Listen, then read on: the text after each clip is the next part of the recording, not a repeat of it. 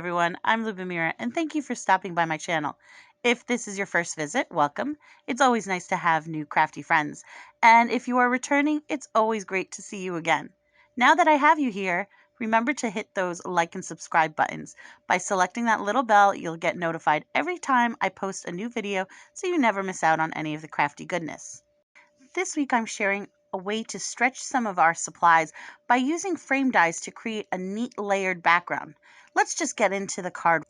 I usually stamp my images to start with, but this time I worked on the background first because there was quite a bit of die cutting I had to do. I don't usually show my die cutting, but I thought you may be interested in seeing how I set up the process. I gathered some scraps. The paper I'm using is from Michaels. It's the Recollections heavy 100-pound cardstock in the Ocean Variety Pack. I also combined it with some glitter cardstock, also by Recollections. I took a scalloped frame die. This one is from Lawn Fawn, and for this technique I'm only using the longer sides of the die, and because of this, I cut my paper into strips. You could die cut the entire frame regularly. However, by cutting your paper into strips and aligning that paper under each side of the die, you actually get more out of your paper.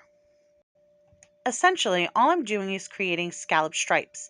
You can use any frame die for this as long as its sides are long enough to stretch across a card panel. Check out your stash. I bet you can find some really interesting patterned frames that would make some beautiful backgrounds. After I have a nice assortment of strips, I can start gluing them. I like to use regular copy paper for this since my strips are heavy and will overlap. I tape down my paper to my work surface using washi tape and then start gluing the pieces. I'm pretty random with the color pattern, but you can definitely be precise if you'd like to be. The grid also helps with alignment, but this particular die had a stitched border, so placing the strips straight wasn't too difficult.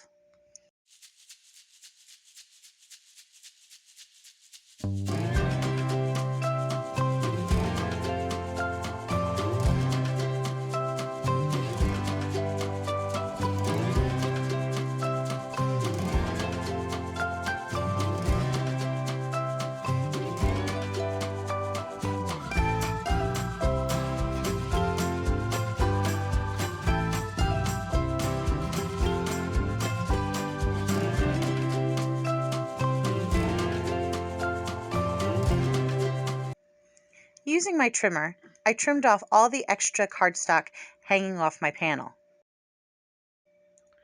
Once my background is done, I can stamp my image. Now, I have to apologize because I do try to use stamps that are available on the manufacturer's website, and I didn't realize that Trishell over here wasn't available at the time of taping. By the time I noticed I had finished the card and I loved the way it had turned out, that I just didn't want to go back and change her out. However, there are other mermaids available from this company that are similar in size and just as pretty and fun. Better yet though, check your stash and I'm sure you can find an appropriate substitute for her. I used Copics to color. For those colors and all the supplies I used, please see my description below. My coloring was fairly simple, using my usual light to dark and then back to light technique. For the tail, however, I did mix it up a bit. I didn't blend the colors into a smooth transition like I usually do. To create the illusion of scales, I first laid down my lightest blue-green color and then, using a dotting motion, applied the darker colors to create a speckled look. This reminded me of Impressionist and Post-Impressionist paintings, especially pointillism.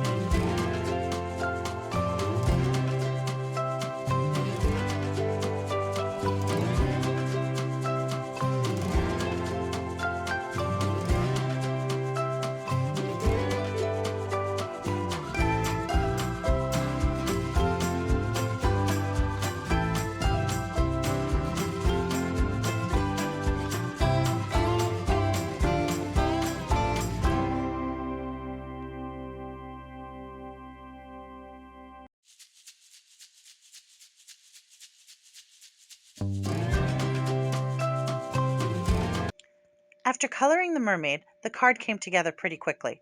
I glued the background onto my white card base using liquid glue and then placed it under something to make sure it really stuck down well.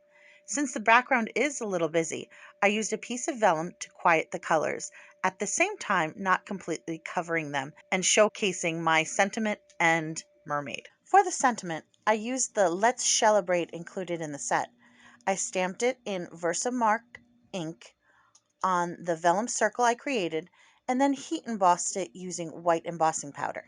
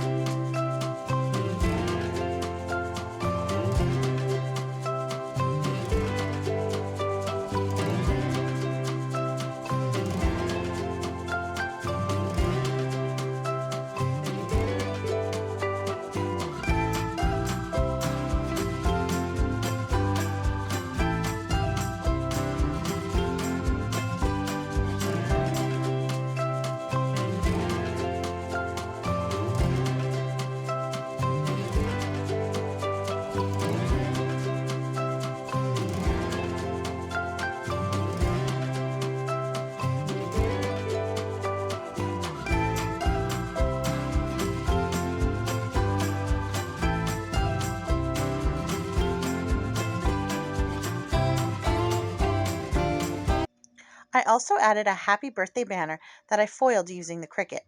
I used one of the blue cardstocks from the background to tie it into the rest of the design.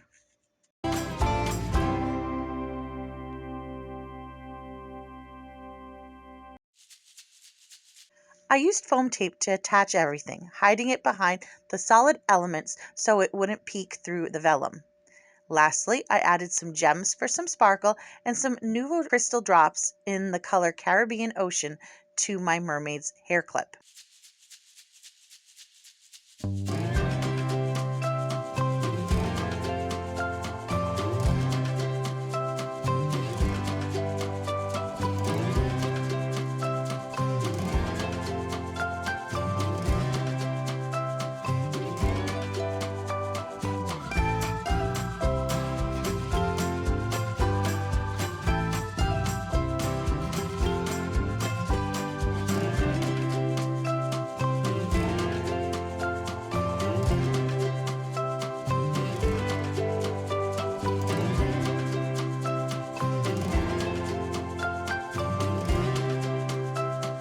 And that finishes this card. I love the texture in the background.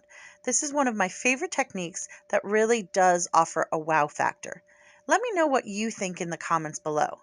Are you going to give this a try? I hope you enjoyed this card. Please leave me your comments below. I love hearing from you. You can also tag me over on Instagram if you'd like to share your projects. I enjoy seeing what you're up to. And don't forget to like and subscribe if you haven't already. I hope you have a wonderful week and life treats you kindly.